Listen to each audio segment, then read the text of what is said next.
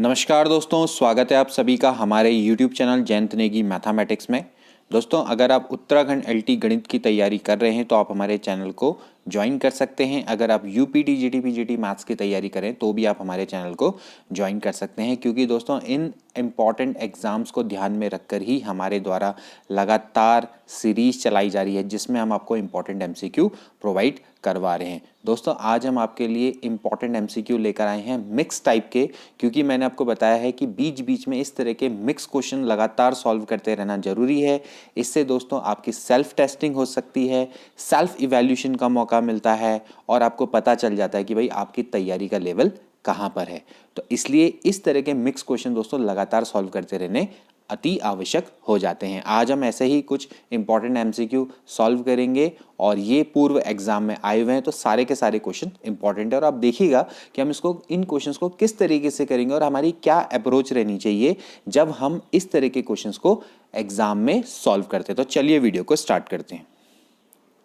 तो फ्रेंड्स, आज का पहला क्वेश्चन है, if both P and Q belongs to the set 1 2 3 4 then how many equation of the form px square plus qx plus 1 बराबर 0 will have real roots. बहुत अच्छा question है दोस्तों, और आप इसको किस तरीके से करेंगे, आपको देखिए क्या क्या चीज़ें यहाँ पर दे रखी हैं। पहले आप ये देख लीजिए कि आपको दे रखा है दोस्तों, जो ये P और Q है ये बिलोंग करते हैं 1 2 3 4 से, यानी कि ये इन्हीं में से वैल्यूज को लेंगे। ठीक है, then how many equation of the form, देखिए आपकी इक्वेशन है px square plus qx plus 1 बराबर 0 के आपने इतनी इक्वेशन बनानी है कि जिसमें आपके रियल रूट्स होंगे। ठीक है, तो बड़ा अच्छा क्वेश्चन है। इसको कैसे करेंगे, देखिए आप जानते हैं कि ये आपकी क्वाड्रेटिक इक्वेशन है और इसके रियल रूट्स के लिए इसके डिस्क्रिमिनेंट को क्या होना चाहिए, ग्रेटर देन इक्वल टू 0 होना चाहिए। पहला तो रूल आपको पता है भाई, डिस्क्रिमिनेंट की वैल्यू क्या होती है, ये होती है b स्क्वायर माइनस 4ac,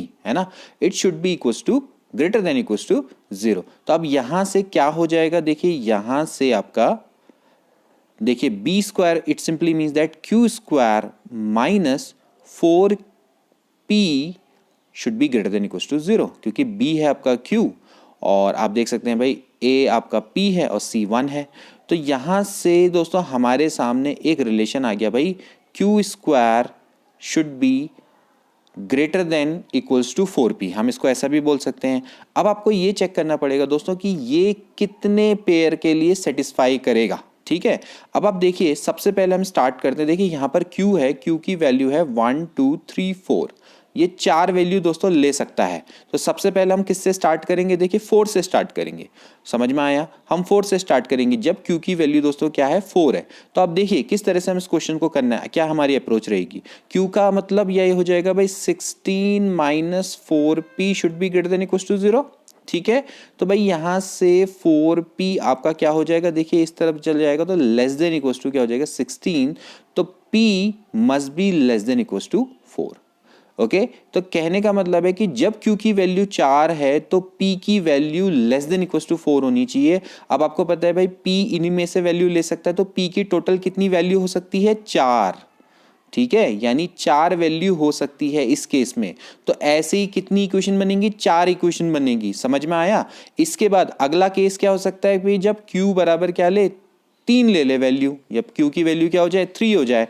तो भाई q की वैल्यू अगर 3 हो जाएगी तो भाई इसी इक्वेशन में हम रखेंगे भाई q square, it simply means that 9 should be less than 4p greater than equal to 0। तो यहां से दोस्तों ये आ जाएगा भाई p less than equal to 9/4। अब 9/4 अप्रोक्सीमेटली कितना होता है भाई, 2 पॉइंट कुछ होता है। ठीक है, यानी कि आपका जो p है वो वैल्यू कौन कौन सी ले सकता है दोस्तों, वो ले सकता है आपकी 2 वैल्यू ले सकता है, एक तो लेगा 1 और एक लेगा 2, क्योंकि आपसे साफ साफ कह रहा है कि भाई p की value less than equal to 9/4 होनी चाहिए। अब p तो किससे बिलोंग करता है, p बिलोंग करता है 1 2 3 4 में। तो भाई ये कह रहा है कि p की वैल्यू 2.2 समथिंग, मतलब जितना भी आएगा इसको सॉल्व कर लेंगे तो 2 पॉइंट समथिंग से लेस होना चाहिए। इसका मतलब 1 और 2 इसमें आएगा। तो इसके लिए कितनी इक्वेशन बनेगी, 2 बनेगी। अब इसके बाद अगले केस में क्या होगा भाई, q की वैल्यू हम क्या लेंगे, जैसे वहां पर 4 ली, 3 ली, अब 2 लेंगे। तो भाई 2 का square that is 4 minus 4p should be greater than equal to 0। तो भाई p क्या आ जाएगा, लेस देन इक्वल टू 1, यानी कि इस केस में p की a की वैल्यू इसको सेटिस्फाई करेगी। ठीक है, p less than equal to 1 में आप 1 2 3 4 में 1 ही है, तो भाई यहाँ से आप देख सकते हैं। और इसके बाद भाई जब q बराबर 1 लेगा तो भाई 1 में क्या हो जाएगा भाई 1 minus 4p should be greater than equal to 0 and it simply means that p is less than equal to 1/4। So ये तो कोई वैल्यू है ही नहीं, क्योंकि p की जो वैल्यू है दोस्तों वो आपका बिलोंग करता है 1 2 3 4, इन्हीं में से ये वैल्यू ले सकता है। तो इसमें तो कोई भी सेटिस्फाई नहीं करेगी, तो इसका आंसर क्या हो जाएगा 0।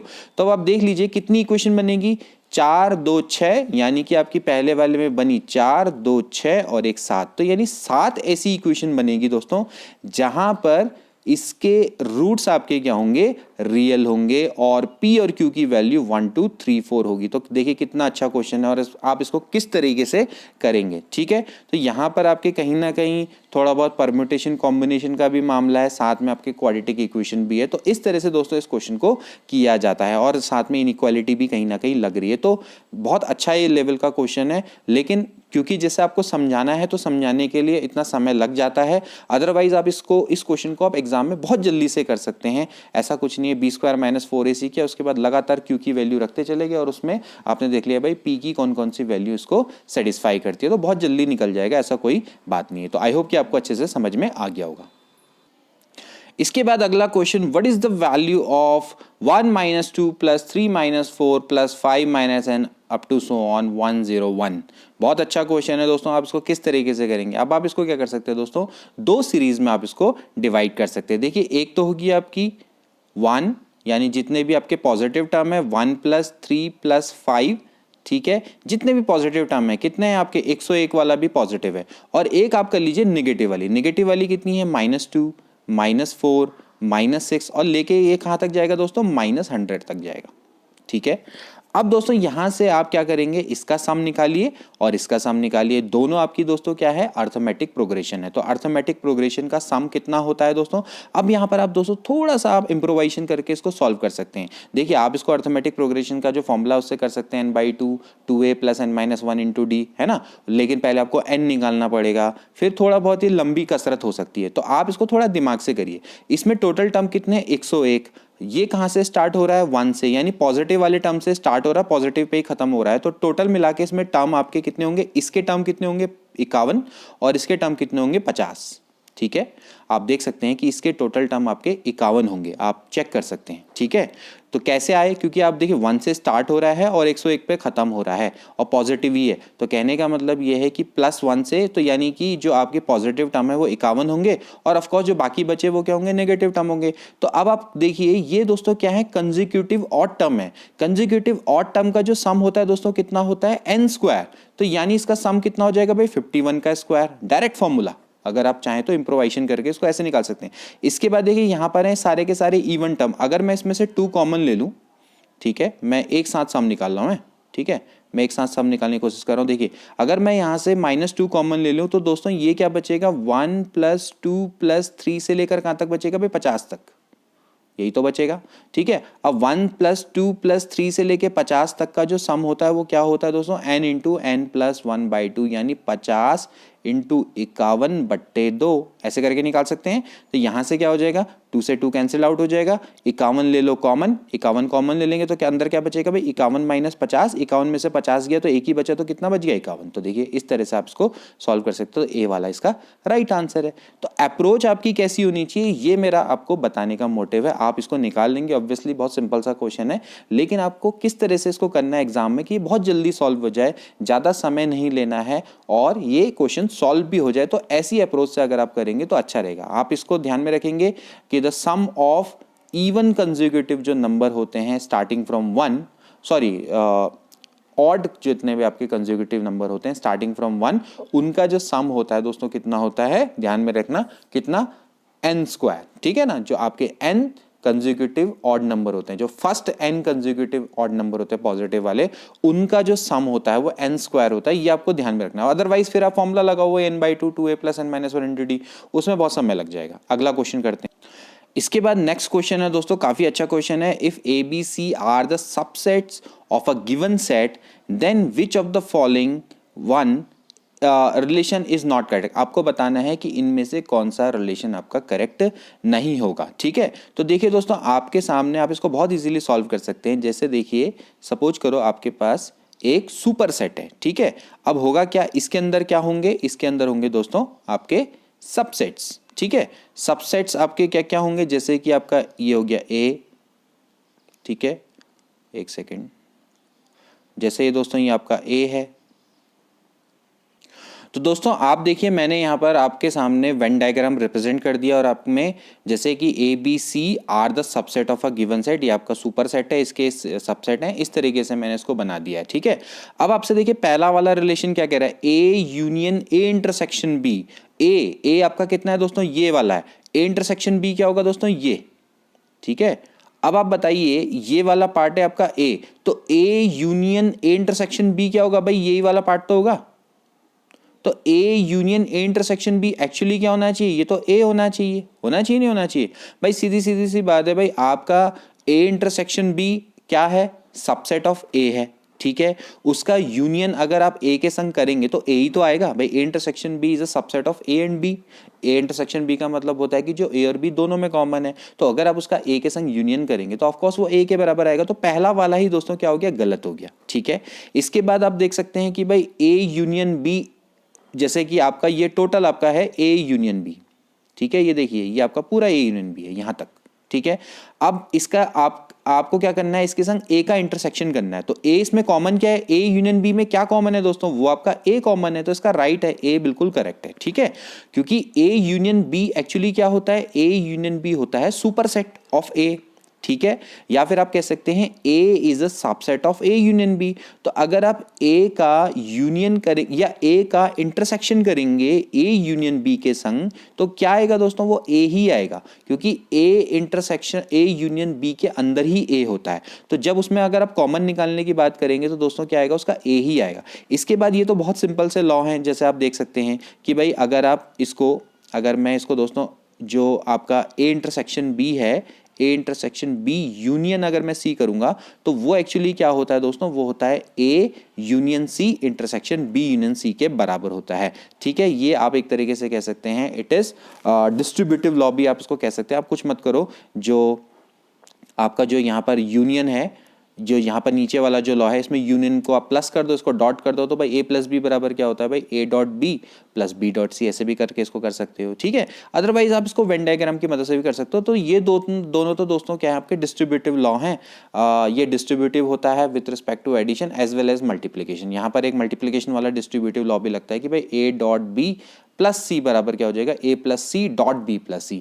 रियलिटी में ऐसा नहीं होता है, रियलिटी में आपका क्या होता है, जैसे आपके जो नंबर होते हैं वहां पर ये रूल फॉलो नहीं होता है, जैसे कि अगर हम प्लस और एडिशन की बात करें।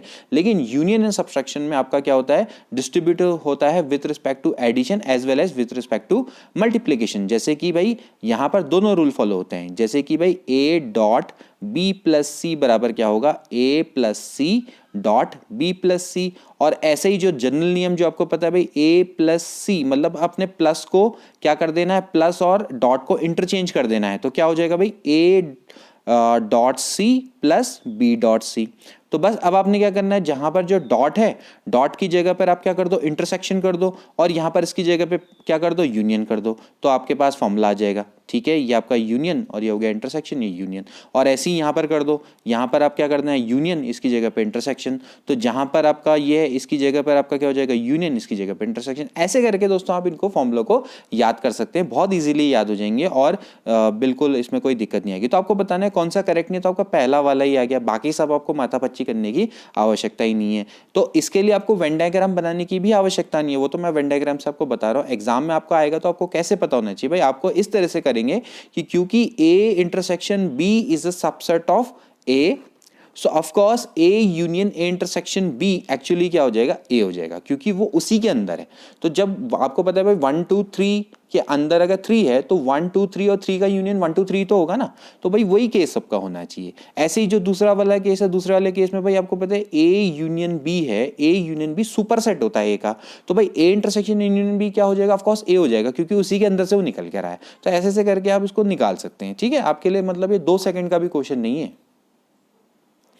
Okay, next question. If the sum of the first n term of the series is n plus 12, then what is its third term? ठीक है दोस्तों, जब आपको Sn दिया हो, Sn बराबर आपको क्या दे रखा है भाई, n प्लस 12 दे रखा है। ठीक है, तो अगर आपको दोस्तों क्या करना है कि अगर आपको थर्ड टर्म निकालना है तो हम कैसे निकालते थे, जैसे कि माना सपोज करो हमें Tn टर्म निकालना है तो हम क्या करते हैं दोस्तों, हम करते हैं Sn माइनस 1। ठीक है, तो अगर आपको दोस्तों थर्ड टर्म निकालना है तो थर्ड टर्म के लिए आप क्या करेंगे, थर्ड टर्म के लिए आप क्या कर देंगे दोस्तों, S4 माइनस S3। ठीक है, इसका मतलब यही तो ना, S4 का मतलब क्या है कि दोस्तों आपने चार टर्म तक का सम किया, A1 A2 A3 A4 किया। अब आपने क्या किया, थर्ड टर्म तक के सम को निकाला। ठीक है, ओ सॉरी, इसका थर्ड टर्म निकालना है ना, सॉरी मैं इसको थोड़ा सही कर लेता हूँ, इसका थर्ड टर्म निकालना है, I am very very sorry, third term निकालना है, सॉरी थर्ड टर्म निकालना है तो आपको क्या करना पड़ेगा दोस्तों, ये उल्टा मतलब S3 माइनस S2 करना पड़ेगा, सॉरी, क्योंकि थर्ड टर्म निकालना है। तो थर्ड टर्म कैसे निकालेंगे, देखिए जैसे इसके तीन टर्म का सम A1 plus A2 plus A3, तो S2 क्या हो जाएगा भाई, A1 प्लस A2, तो आप क्या कर देंगे, इन दोनों को माइनस कर देंगे, A1 से A2 कट जाएगा तो बचेगा क्या, A3। तो थर्ड टर्म निकालने का तरीका ये होगा कि आपने क्या करना है, S3 माइनस S2 करना पड़ेगा। तो ऐसे अगर आपको nth टर्म निकालना पड़ेगा तो क्या चाहिए, Sn माइनस 1 होता है। ठीक, तो यहां पर दोस्तों क्या हो जाएगा बताइए, अब तो बहुत सिंपल हो गया क्वेश्चन, क्या करेंगे, S3 माइनस S2 निकाल लेंगे। तो S3 क्या हो जाएगा बताइए, S3 हो जाएगा भाई 3 प्लस 12, n की जगह पर आप क्या रख दो, 3 रख दो, माइनस S2 कर दो, S2 कितना हो जाएगा भाई, ये हो जाएगा भाई आपका 2 प्लस 12। ठीक है, तो एक्चुअली ये क्या आना है दोस्तों, 1 आना है। ठीक है, क्योंकि 12 से 12 कट जाएगा और आपका 3 में से 2 जाएगा 1। अगर आप इसका nth टर्म भी निकालने देखेंगे तो भी दोस्तों 1 ही आएगा, तो एक तरीके से कांस्टेंट है, तो इसका थर्ड टर्म आपका कितना है दोस्तों, 1 है। ये चीज को आपने ध्यान में रखना है। तो यहाँ पर आपसे देखा जाए तो इसका थर्ड टर्म फोर्थ टर्म कोई भी टर्म निकालेंगे तो 1 ही आएगा अगर आप चेक करने बैठेंगे तो। ठीक है, तो इस तरह से दोस्तों हम इसको करते हैं। इसके बाद next question, what is the value of k for which the sum of the squares of the roots of 2x square minus 2k minus 2x minus k plus 1 is minimum.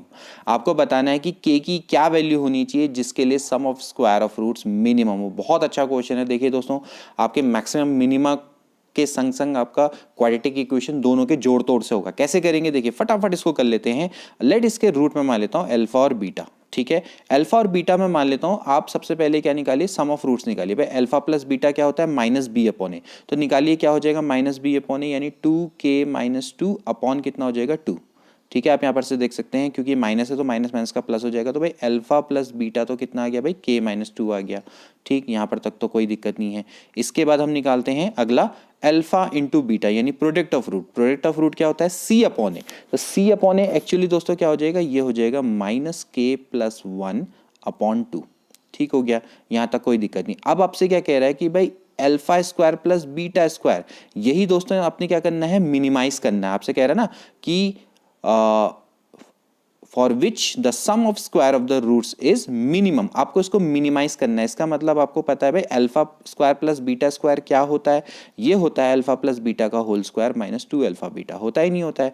बस यहां से आप इसको कर दीजिए। अब आप देखिए अल्फा प्लस बीटा का whole square that is k minus 2 का होल स्क्वायर। ठीक है, क्योंकि आपको अल्फा प्लस बीटा की वैल्यू दी हुई है, और ये हो जाएगा माइनस माइनस का हो जाना है प्लस, क्योंकि ऑलरेडी ये माइनस में 2 से 2 कटेगा तो क्या बचेगा दोस्तों, k प्लस 1 बच जाएगा। आप देख सकते हैं यहाँ से आप 2 को ले जाइए तो भाई 2 अल्फा बीटा बराबर है कितना, माइनस k प्लस 1 है, तो भाई ये प्लस k प्लस 1 हो जाएगा। ठीक है, इस तरह से आप इसको करेंगे। आप इसको खोलिए तो ये क्या हो जाएगा भाई, k square plus 4 minus 4k plus k plus 1, इस तरह से हम इसको सॉल्व कर सकते हैं। तो यहाँ से हो जाएगा भाई k स्क्वायर, और ये हो जाएगा भाई कितना है, ये हो गया माइनस 3k प्लस 5। तो this is the value of alpha square plus beta square. Now अब एक काम करता हूं, मैं इसको बनाता हूं एग्जैक्ट स्क्वायर। एग्जैक्ट स्क्वायर का फॉर्मूला मैंने आपको बताया था, इस वाले टर्म को क्या करेंगे, 2 से डिवाइड कर देंगे। ठीक है, जब इसको 2 से डिवाइड करेंगे तो क्या बचेगा दोस्तों, आएगा 3/2। तो मैं काम करता हूं 3/2 के स्क्वायर को मैं ऐड भी कर देता हूं और इसको मैं सब्ट्रैक्ट भी कर देता हूं। ये टेक्निक होती है एग्जैक्ट स्क्वायर बनाने की। ठीक है, तो यहां से क्या हो जाएगा, ये हो जाएगा भाई k माइनस 3/2 का होल स्क्वायर प्लस ये हो जाएगा भाई 5 माइनस 9/4। तो 5 माइनस 9/4 कितना हो जाएगा भाई, 5 चौको 20, 20 माइनस 9/4। चलिए अब आगे क्या होगा, आगे हो जाएगा भाई alpha square plus beta square बराबर हो जाएगा भाई k माइनस 3/2 का whole square plus this is 11/4। हालांकि हमें इससे कोई मतलब नहीं है, हमें मतलब है इससे। अब देखिए दोस्तों, ये आपके सामने आ गई भाई alpha square plus beta square की वैल्यू। अब आप बताइए alpha square plus beta square की वैल्यू मिनिमम कब हो सकती है? भाई बात तो सीधी सीधी है, ये आपका स्क्वायर है, तो भाई alpha square plus beta square की वैल्यू हमेशा क्या रहेगी भाई? ग्रेटर देन इक्वल टू 11/4 रहेगी, क्योंकि आपको पता है स्क्वायर की मिनिमम वैल्यू क्या होती है? 0। कहने का मतलब यह है कि आपको इसको मिनिमाइज करना पड़ेगा। तो इसको मिनिमाइज करने के लिए क्या होना चाहिए? इसको क्या होना चाहिए? 0 के बराबर होना चाहिए। यही आपके पास एक चारा है, क्योंकि उसका तो क्या हो जाएगा भाई? स्क्वायर हो जाएगा। तो भाई के की क्या वैल्यू होनी चाहिए? के की वैल्यू 3/2 होनी चाहिए। अब आप देख सकते हैं कि हमने इसको alpha square plus beta square को एग्जैक्ट स्क्वायर की फॉर्म में जब कन्वर्ट किया तो हमें पता लगा कि भाई आपको alpha square plus beta square minimum कब होगा? जब आपका दोस्तों ये वाला मिनिमम होगा पार्ट। ये वाला मिनिमम की वैल्यू क्या हो सकती है? इसकी मिनिमम वैल्यू, क्योंकि स्क्वायर है तो उसकी मिनिमम वैल्यू क्या हो सकती है? 0 ही हो सकती है। तो इट सिंपली मींस दैट भाई k माइनस 3/2 बराबर 0। तो भाई k की वैल्यू आपकी 3/2 होनी चाहिए, तभी जाके दोस्तों ये क्या होगा?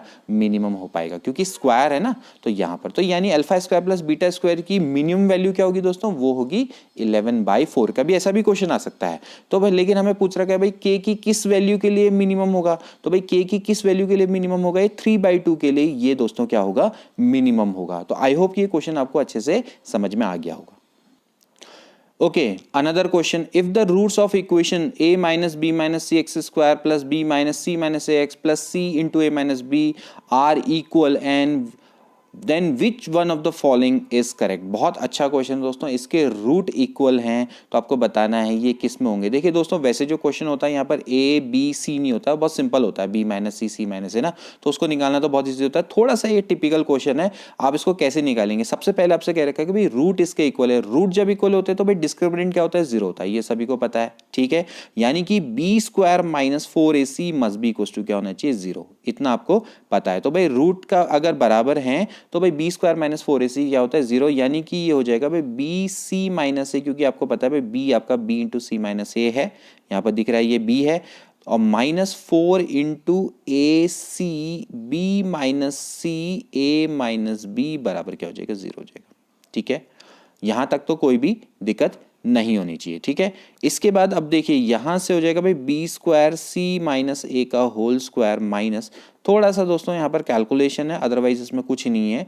तो ये हो जाएगा भाई B A and then minus B square, multiply करिए, ठीक है, minus A C plus B C, ठीक है, बराबर हो गया 0।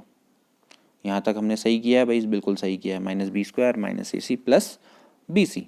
इसके बाद अब आप यहाँ से इसको सॉल्व करिए, देखिए क्या हो जाएगा। ये हो जाएगा भाई B square, now this is C square plus A square minus twice of A C, and then if we multiply it 4a square B C, ठीक है, plus 4ab square C plus ये हो जाएगा भाई 4a square C square, and then minus ये हो जाना है आपका, अगर आप यहाँ पर देखेंगे तो ये हो जाएगा भाई 4ab C square, this is equals to 0, ठीक है। यहाँ से इसको मल्टीप्लाई करें तो दोस्तों ये हो जाएगा भाई B square C square plus B square A square minus twice A B square C minus 4a square B C plus 4ab square C plus 4a square C square minus 4ab C square. यहां तक कोई भी दिक्कत नहीं आनी चाहिए, ठीक है। अब आपको दोस्तों यहीं पर से इंपॉर्टेंट काम आपका स्टार्ट होता है। देखिए अगर आप देखें यहां पर कि भाई 4a स्क्वायर सी स्क्वायर, अब आप देखिए जो स्क्वायर वाले टर्म है उन्हीं को ध्यान में रखिए। देखिए अगर आप उसको ध्यान में रखेंगे तो यहाँ पर आपका बी सी बी ए और ए सी, ठीक है, ये आपके दोस्तों स्क्वायर के टर्म में लिखे जा रहे हैं साफ साफ, ठीक है। तो ये दोस्तों एक फॉर्मूले की ओर को इंडिकेशन करता है। वो फॉर्मूला क्या हो सकता है दोस्तों? वो ये हो सकता है भाई, ये है बी सी प्लस बी ए, क्योंकि आप देख सकते हैं ना ए प्लस बी प्लस सी का होल स्क्वायर, और यहां पर दोस्तों होल स्क्वायर तो है लेकिन किसका होल स्क्वायर होगा? 2ac का होल स्क्वायर होगा, लेकिन क्योंकि यहाँ पर माइनस भी हो रहा तो माइनस ट्वाइस ऑफ ac का whole square. You can try it, ठीक है, आप ट्राई भी कर सकते हो कॉम्बिनेशन लगा के इधर उधर, तो आप देख सकते हैं जब आप इसका स्क्वायर खोलेंगे दोस्तों तो आपको पता लग जाएगा कि ये इसके ही बराबर आएगा, बी स्क्वायर प्लस सी स्क्वायर, और फिर ये आएगा, फिर इसके बाद आप मल्टीप्लाई करेंगे तो देखिएगा दोस्तों आपका यही आपका निकल कर आएगा। ठीक है, तो ऐसे ही करके दोस्तों ये होता है, तो यानी कि आपका ये होल स्क्वायर का फॉर्मूला आ गया, और फिर इसके बाद यानी कि B C plus B A बराबर हो जाएगा twice of A C, and then आप क्या करेंगे भाई, ए बी सी से मैं डिवाइड कर देता हूं। अगर मैं इसको ए बी सी से, इस पूरे को मैंने क्या करना है, ए बी सी से डिवाइड कर देना है। अगर मैं इसको ए बी सी से डिवाइड कर दूंगा दोस्तों तो यहां पर बचेगा 1 अपॉन ए प्लस 1 अपॉन सी बराबर हो जाएगा ट्वाइस अपॉन बी, यही बच रहा है। तो ये दोस्तों क्या है, ये है हार्मोनिक प्रोग्रेशन। ठीक है, हार्मोनिक प्रोग्रेशन यही कहता है कि भाई ए बी सी अगर आपके का रेसिप्रोकल, ABC का अगर रेसिप्रोकल, ठीक है, ABC का रेसिप्रोकल यानी 1 upon A 1 upon B and 1 upon C, अगर वो AP में है, अगर वो AP में है तो ABC किस में होंगे, HP में होंगे।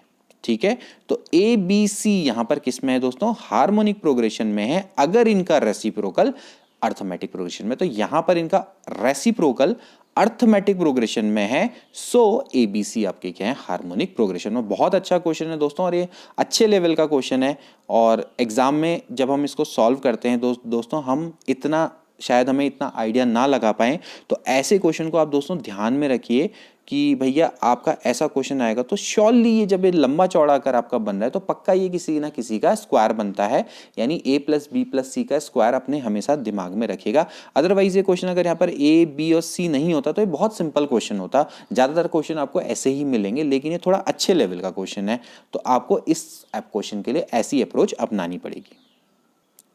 इसके बाद अगला क्वेश्चन काफी अच्छा क्वेश्चन है, if mod of X square minus 3x plus 2 is greater than X square minus 3x plus 2 then which of the following is correct. बहुत सिंपल क्वेश्चन है दोस्तों, आपके सामने दे रखा भाई mod X is greater than X, बताइए ये कौन सी कंडीशन में हो सकता है।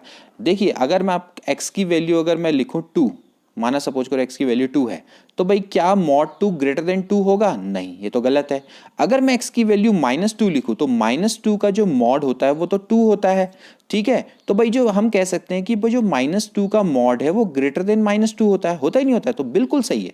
तो देखिए यहां से आपके सामने एक रिलेशन निकल के आया कि अगर मॉड एक्स की वैल्यू ग्रेटर देन एक्स है तो एक्स की वैल्यू लेस देन 0 होगी, ये आपको क्लियर हो जाए। ठीक है, यानी x आपका क्या रहा होगा, नेगेटिव रहा होगा। आई होप कि समझ में आ गया होगा। ठीक है, क्योंकि जो -2 का मॉड है वो आएगा 2, तो 2 इज ग्रेटर देन -2, तो माइनस ऑफ, ठीक है, तो यानी आपको समझ में आ गया कि भाई mod of x is greater then x, it simply means that कि भाई x इज लेस देन 0। इस रूल को आप ध्यान में रखेंगे तो बस अब यहां पर क्वेश्चन खत्म हो गया।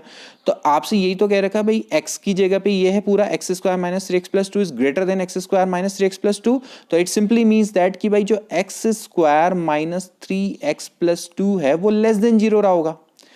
ठीक है, इस कंडीशन से जैसे कि मैंने आपको बताया, तो यहां से क्या हो जाएगा भाई, इसके फैक्टर निकालो, ये हो जाएगा भाई 2x minus x plus 2 less than 0 and x minus 2 minus 1x minus 2 less than 0।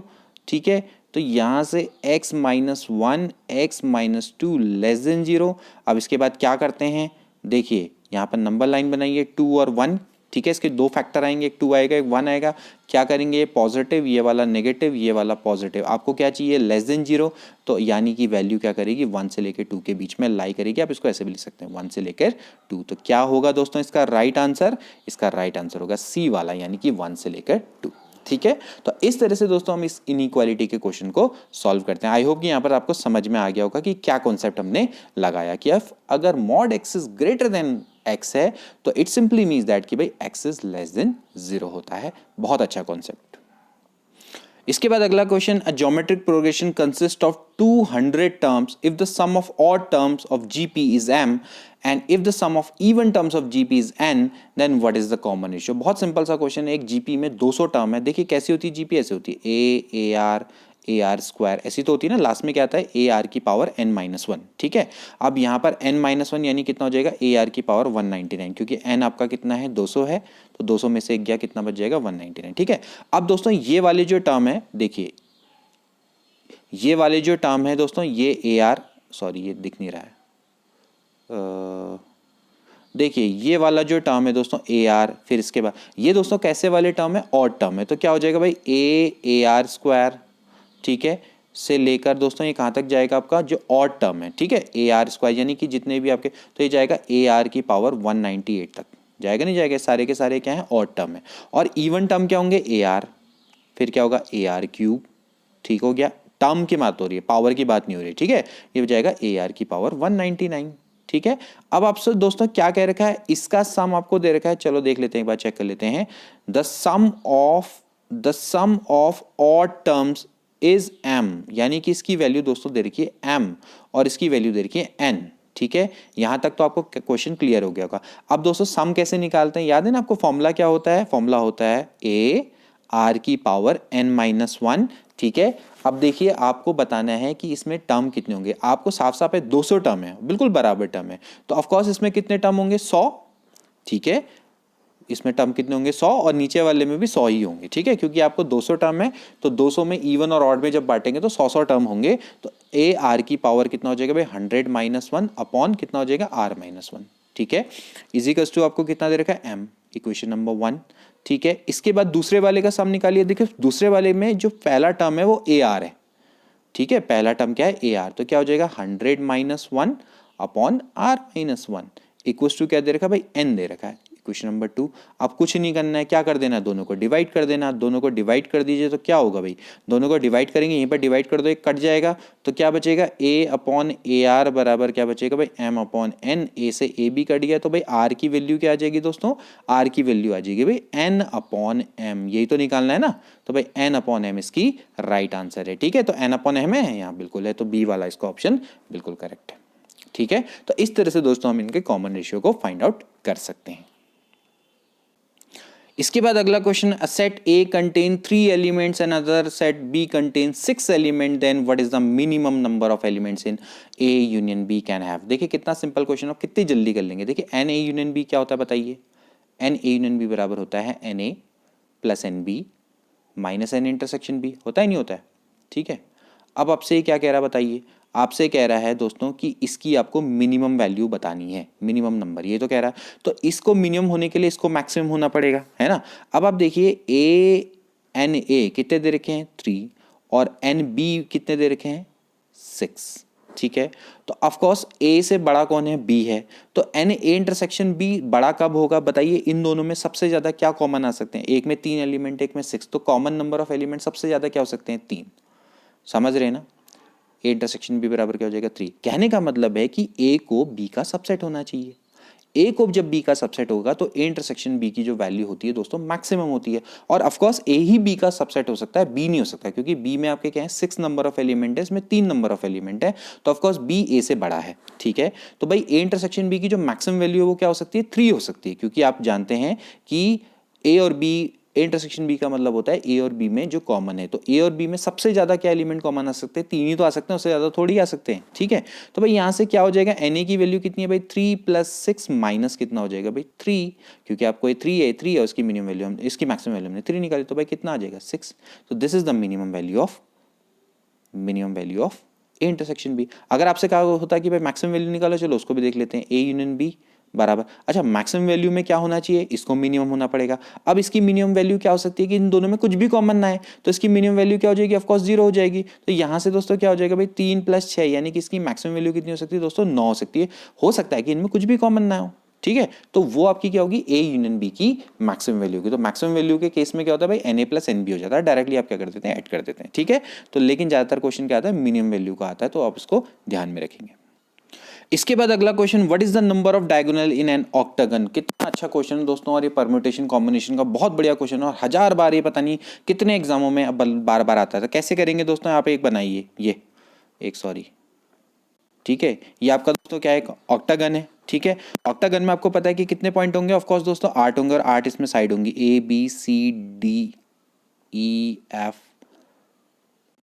Ji H, ठीक है। अब आपको पता है इसमें 8 पॉइंट है, 8 पॉइंटों को दोस्तों 8 पॉइंटों को मिलाने के कितने तरीके होते हैं दोस्तों, एक रेखा बनाने के कितने होते हैं, एक रेखा बनाने के लिए कितने पॉइंट चाहिए होते हैं 2। तो आपको पता है इसको वे कितने होंगे दोस्तों 8c2 में आपके दोस्तों क्या आ जाएंगे, इसमें डायगोनल भी आ जाएंगे, डायगोनल भी आएंगे, ठीक है। लेकिन आपको दोस्तों क्या चाहिए, आपको चाहिए सिर्फ और सिर्फ डायगोनल, आपको साइड नहीं चाहिए। तो आप क्या करेंगे, जितनी नंबर ऑफ साइड है उसको क्या कर देंगे, माइनस कर देंगे।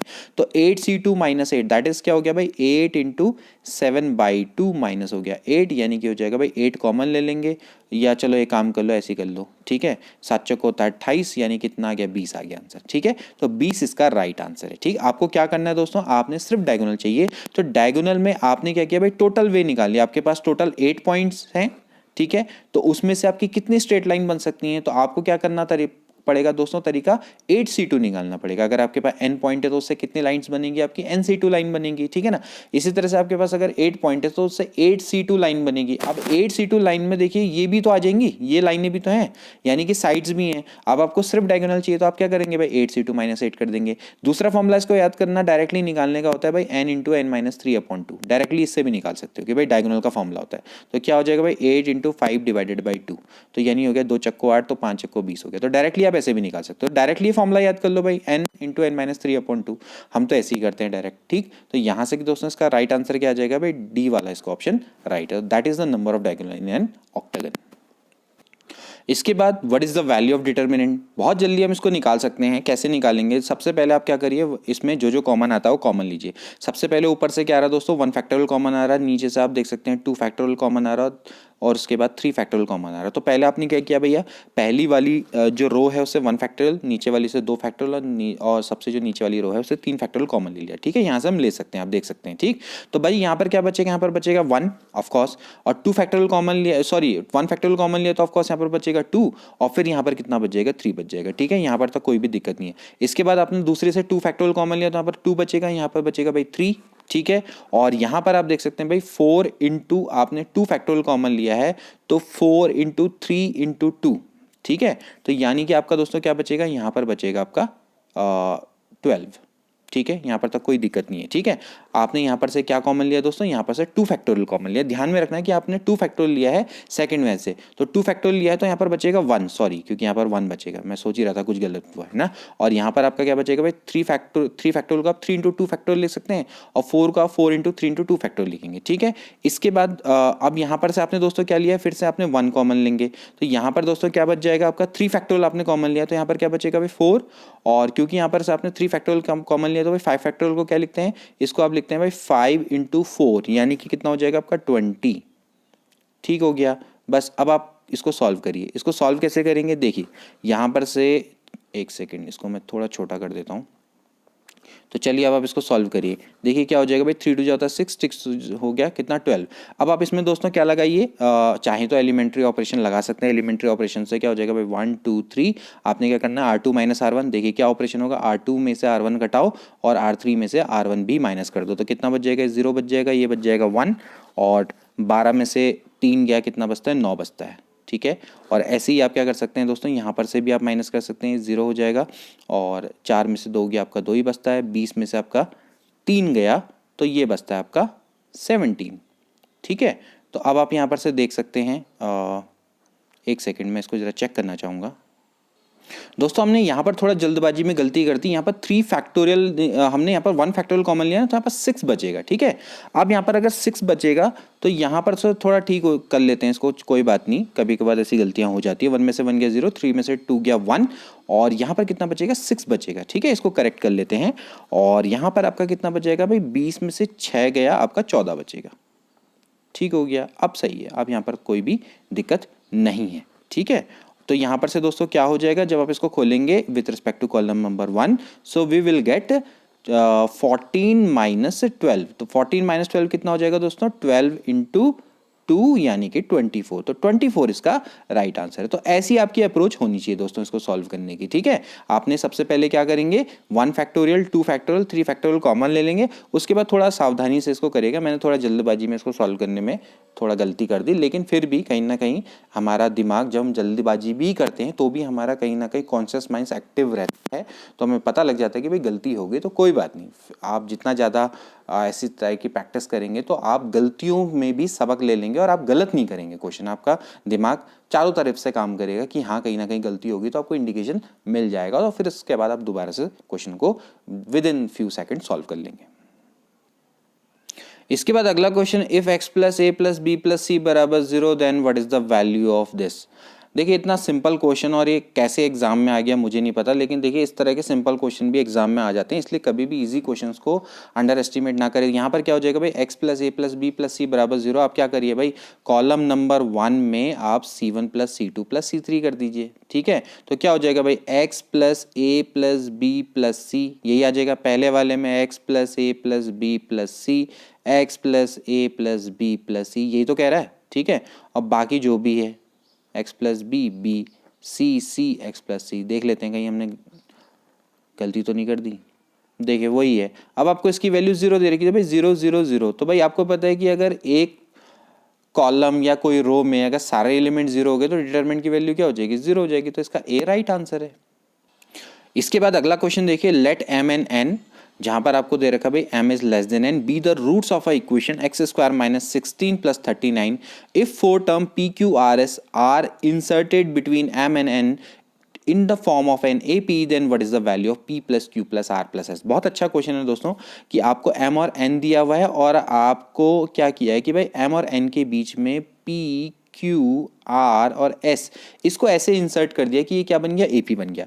अब देखिए अगर ये AP बना है तो चलो मैं इसको मान लेता हूँ A, तो ये क्या होगा A प्लस D, ठीक है। ये क्या होगा A प्लस 2D, फिर इसके बाद क्या होगा A प्लस 3D, फिर इसके बाद A प्लस 4D, ठीक है।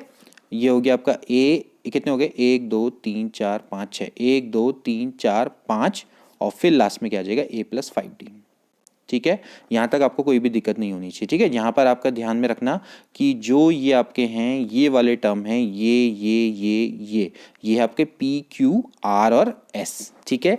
अब आपको क्या दिया हुआ है, देखिए यहाँ पर से आप क्या कर सकते हैं दोस्तों, क्योंकि आपको अब पता है कि भाई M और N इसके रूट हैं, तो रूट है तो क्या होगा भाई, इसका सम क्या होगा, यहाँ से आप निकाल सकते हैं। सम कितना होता है भाई, माइनस बी अपॉन ए, माइनस बी अपॉन ए तो कितना आ गया भाई M प्लस N, तो कितना हो गया 16। अब यहाँ से अगर आप M प्लस N देखें भाई, M की वैल्यू है A और इसकी वैल्यू है A प्लस 5D, तो ये बराबर है दोस्तों 16। तो भाई 2A प्लस 5D बराबर हो गया 16। अब आपने इसका फायदा उठाना है, कैसे उठाएंगे, अब आपको क्या निकालना है, आपको निकालना है P plus Q plus R plus S, P plus Q plus R plus S निकालना है आपको दोस्तों। तो यहाँ से आपका क्या हो जाएगा भाई, A plus D, A plus 2D, A plus 3D, A plus 4D। चलो यहीं पर ही सम कर लो, A तो कितना हो गया 4A, ठीक है, और D 1 प्लस 2 प्लस 3 प्लस 4, तो 4 3 7 8 9 और 1 10, यानी 10 दिया गया, ठीक है। आप इसका और इसका सम कर दो फटाफट। तो यहाँ से अगर हम 2 कॉमन लेंगे तो क्या बचेगा दोस्तों अंदर, 2A plus 5D। 2A plus 5D की वैल्यू हमें पता है कितनी है भाई, ये है 16, तो एक्चुअली इसकी वैल्यू कितनी हो गई 32, तो 32 इज द राइट आंसर, ठीक है। तो इस तरह से दोस्तों हम इन क्वेश्चंस को करते हैं। तो दोस्तों आज के लिए इतने ही क्वेश्चन है, आज ज़्यादा क्वेश्चन मैं आपको करवा नहीं पाऊंगा, तो और आगे आने वाली वीडियोस में मैं कोशिश करूंगा कि आपको लिए ज़्यादा से ज़्यादा क्वेश्चन आपके लिए लेकर आऊं और आपको ज़्यादा से ज़्यादा क्वेश्चन करवाऊं। तो अगर आपको हमारा कार्य दोस्तों पसंद आता है तो प्लीज़ इसको शेयर करें। अभी चैनल नया है, हमें आपकी अभी सपोर्ट की आवश्यकता है। आप जितना ज़्यादा दोस्तों इसको सपोर्ट करेंगे उतना ही हमें भी दोस्तों मोटिवेशन मिलेगा कि आपके लिए हम ज़्यादा से ज़्यादा अच्छी वीडियोस बनाएं और इससे भी अच्छा कंटेंट आपको प्रोवाइड करवाएं, और जितनी आपकी हेल्प हो सके उतनी हेल्प आपको प्रोवाइड करवाएं। तो दोस्तों मिलते हैं अगली वीडियो में। Till then take care and good bye.